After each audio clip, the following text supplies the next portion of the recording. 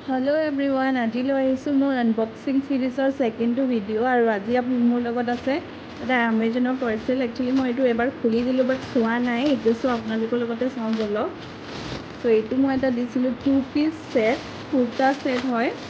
सो मैं आपनालोকক ये खुली देखाई आछो এতিয়া रब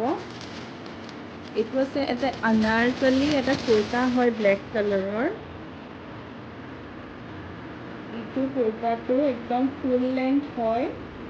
बहुत दीघल ये मैं पिंधि देखाम आपनालोকক और यार लगत এখন আছে दुपट्टा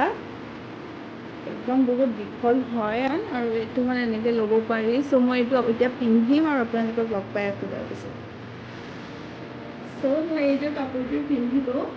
ये 2 पिस सेट है और कापोरটো एक्चुअली समर फ्रेंडली নহয় আপুনি অলপ যেতিয়া এটা পূজাৰ টাইমত পিন্ধিবৰ কাৰণে ঠিকে আছে বাৰু অলপটো ঠাণ্ডা পৰিব পূজাৰ টাইমলৈকে সো এইটো মই